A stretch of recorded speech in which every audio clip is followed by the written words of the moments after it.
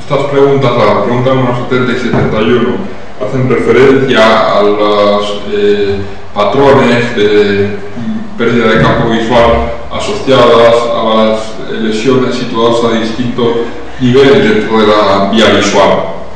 Para abordar este tipo de preguntas, lo primero que tenéis que tener muy claro es que, puesto que en la retina se forma una imagen invertida del mundo, al igual que sucede en el interior de una máquina de fotos, para abordar este tipo de preguntas tienes que hacer una especie de traducción simultánea de la lesión al defecto y del defecto a la lesión. Y si un paciente presenta una lesión superior izquierda desde el punto de vista anatómico, el defecto en el campo visual está en inferior derecho. Y la razón es esa, sencillamente, que en la retina se forma una imagen invertida del mundo y que esa imagen invertida del mundo se va a mantener a lo largo de toda la vía visual hasta llegar a la corteza occipital.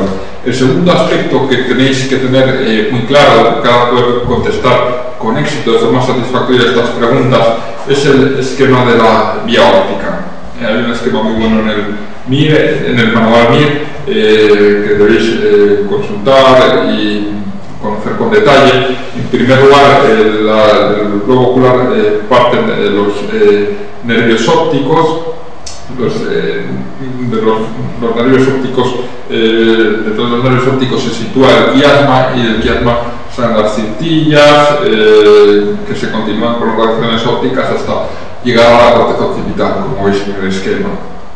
Pues bien, la vía visual está diseñada de tal modo que la información captada por dos puntos de retina homólogos que ven un mismo punto del campo visual tiene que llegar al mismo lugar en la corteza occipital, porque esta es la base de la visión estereoscópica, de la visión en 3 dimensiones.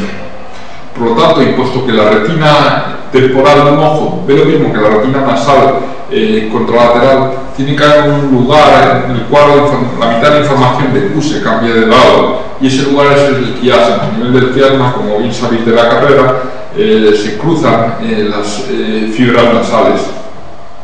Y además, y puesto que la información captada por esos dos puntos de retina homólogos tiene que llegar a un mismo lugar en la corteza occipital, tiene que haber una especie de política de aproximación de las fibras que traen información procedente de un mismo punto del campo visual, pero captada con ojos distintos. Y eso es lo que explica que cuanto más posterior sea la lesión, el defecto sea más congruente. Que el defecto sea más congruente quiere decir que es más parecido el defecto campimétrico en uno y otro ojo. A nivel de la corteza occipital, la congruencia es máxima y nos vamos a encontrar defectos idénticos, defectos calcados en los dos ojos, defectos totalmente superponibles, por lo tanto. ¿Cómo abordar este tipo de lesiones? Pues ya lo hemos comentado. En primer lugar, hay que darle la vuelta a la información, ¿no?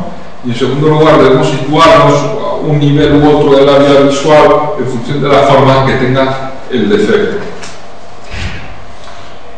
Primer aspecto importante: si una lesión situada por delante del quiasma va a producir un defecto monocular. Quiero decir que una lesión del nervio óptico, una lesión de la retina, van a producir un defecto que afecta solo al campo visual de uno de los ojos. Y del quiasma hacia atrás, las lesiones van a ser binoculares. O mejor dicho, del quiasma hacia atrás, las lesiones van a producir defectos binoculares en el campo visual, defectos que afectan a los campos visuales de los dos ojos. A nivel del quiasma, como hemos comentado hace un momento, lo que hace es cruzarse la información que procede de la retina nasal. A nivel del quiasma nos encontramos con las fibras nasales procedentes de los dos ojos.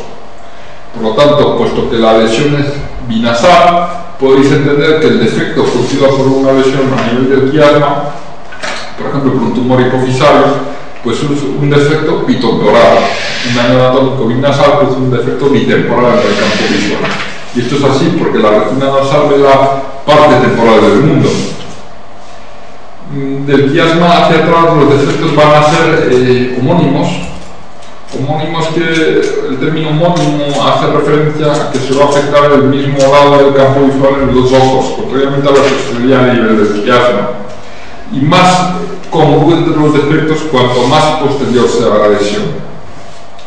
La lesión de la cintilla produce una hemianopsia, Pero a partir del cuerpo genicular lateral, esa información que avanzaba dividido en dos, hasta el cuerpo genicular lateral, la mitad de la información va por una cintilla y la otra mitad va por la otra cintilla. Pues a partir del cuerpo genicular lateral, la información va a quedar repartida en dos partes, porque hay dos grupos de radiaciones. Hay un grupo de radiaciones superiores que avanzan por el lóbulo parietal y que traen información en la mitad inferior del mundo, y hay otro grupo de radiaciones inferiores o temporales que lógicamente avanzan por el lóbulo temporal y que traen la información de la parte superior del mundo. Puesto que esa información va a quedar repartida en cuartos, podéis entender que una de las radiaciones produce un defecto campimétrico que afecta a un cuarto del campo visual, en definitiva una cuadrantanopsia. Y finalmente llegamos a los defectos producidos por lesiones a nivel de la corteza occipital. En este caso debéis recordar dos aspectos muy característicos de estos defectos, y es que en primer lugar el grado de confluencia va a ser máximo, esto es defectos idénticos, totalmente superponibles en los dos ojos, y esto es así porque ya por detrás de la corteza occipital no podemos situarnos. Y en segundo lugar va a aparecer algo muy característico, va a aparecer el respeto macular. La razón patogénica del respeto macular no se conoce bien. Durante mucho tiempo se pensó que la parte central del campo visual proyectaba los dos lados de la corteza occipital. Hoy se tiende a pensar que la razón es vascular, quiero decir que la zona de la corteza occipital que recibe la información procedente de la mácula tiene una doble irrigación y no solo recibe sangre de la cerebral posterior sino también de la cerebral media. La razón última no se conoce bien, hay gente escéptica que incluso considera que el respeto central es un artefacto a la hora de la proyectación del campo visual porque el paciente no es capaz de fijar bien. En cualquier caso se ha considerado clásicamente algo muy característico de los defectos campimétricos producidos por lesiones en la corteza occipital. Así que de cara a mí, respeto macular es sinónimo en lesión occipital. Y ahora haremos un par de preguntas relacionadas con este tema y ya finalizamos esta clase. La primera pregunta es la pregunta número 70. Es una pregunta directa y lo que nos plantea es dónde localizaríamos la lesión que produce una mianopsia homónima izquierda con respeto macular. Como decíamos hace un momento, el respeto macular debe situarnos a nivel de la corteza occipital. Luego nos quedan dos posibilidades, dudamos entre las opciones número 3 y 4, pero puesto que el defecto campimétrico es izquierdo, hacemos la traducción simultánea, y si el defecto campimétrico es izquierdo, la lesión tiene que ser necesariamente derecha, de tal manera que la opción correcta en la pregunta número 70 es la 3.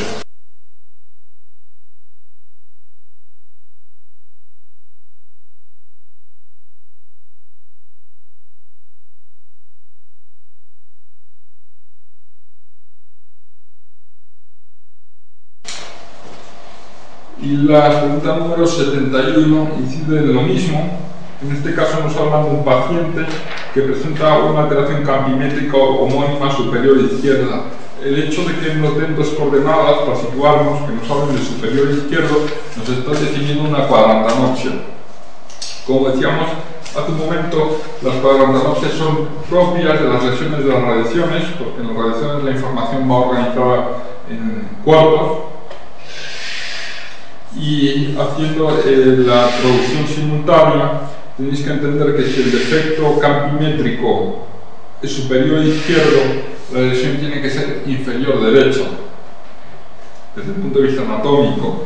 Y puesto que las radiaciones inferiores van por el lóbulo temporal, podemos concluir que este paciente probablemente tenga una lesión situada a nivel del lóbulo temporal derecho. Y por lo tanto la respuesta correcta es la número 1.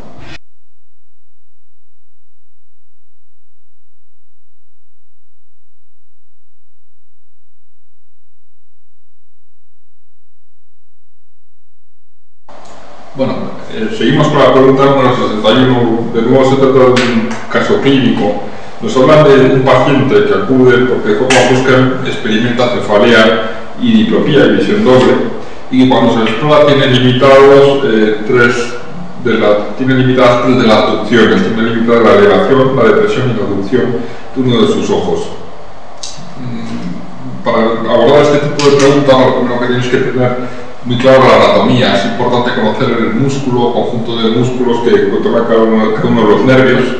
Recordar que el sexto par craneal inerva, controla el músculo rectolateral, el cuarto par craneal inerva el músculo oblicuo superior y los restantes músculos están controlados por el tercer par craneal, por el motor ocular común. Luego, cuando un paciente tiene limitadas de forma simultánea tantas inducciones, lo normal es que el implicado sea el tercer par craneal.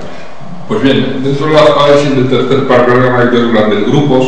Hay un grupo de parálisis que llamamos isquémicas, que son las más frecuentes, que son simplemente infartos del nervio producidos por aterosclerosis y que tienen un buen pronóstico, que de forma espontánea van a evolucionar a la curación. Y hay otro grupo de parálisis que llamamos compresivas, que tienen, como podéis entender, un pronóstico mucho más sombrío. Pues bien, hacer un diagnóstico diferencial entre estas dos posibilidades, entre la parálisis isquémica y compresiva del tercer par craneal, es muy importante, porque el manejo es totalmente distinto. Porque la causa más importante de parálisis compresiva de este nervio es el aneurisma de la arteria comunicante posterior. ¿Cómo se hace este diagnóstico diferencial? Pues se hace de una forma muy sencilla, mirando la pupila.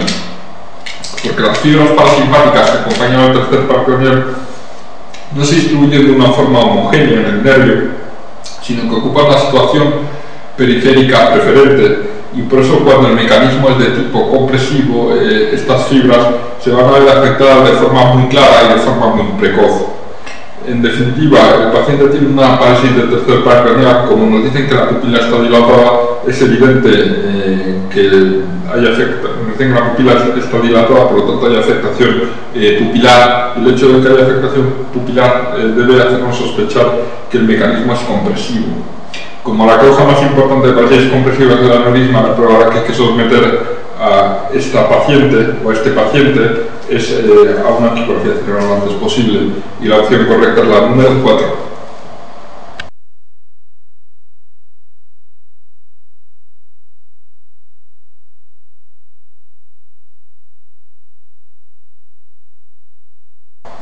Pregunta número 62. En este caso, la paciente también tiene una parálisis oculomotora, porque nos dicen que no puede mirar hacia los lados. Que no pueda mirar hacia los lados debe hacernos sospechar que el nervio implicado es el sexto par craneal, que es el que controla el recto lateral. Debéis saber que la causa más importante de parálisis del sexto par craneal es la hipertensión intracraneal. Dos son las manifestaciones oftalmológicas de la hipertensión intracraneal. Una de ellas es el papiledema, que es una manifestación que comentaremos en segunda vuelta, y la otra es la parálisis del sexto par craneal. La hipertensión intracraneal produce una parálisis de sexto con mucha frecuencia, porque empuja el tronco del encéfalo hacia abajo y comprime y estira el sexto par craneal contra la punta del peñasco. Y por eso, cuando un sujeto tiene una parálisis de sexto par craneal, sobre todo si se trata de una parálisis bilateral, como en este caso, debemos sospechar que el sujeto tenga algo dentro de la cabeza que le esté produciendo hipertensión intracraneal. Sobre todo si nos cuentan, como en esta pregunta, que el paciente o la paciente tiene un antecedente de haber sufrido una neoplasia en el pasado. Por lo tanto, la respuesta correcta es la número 4.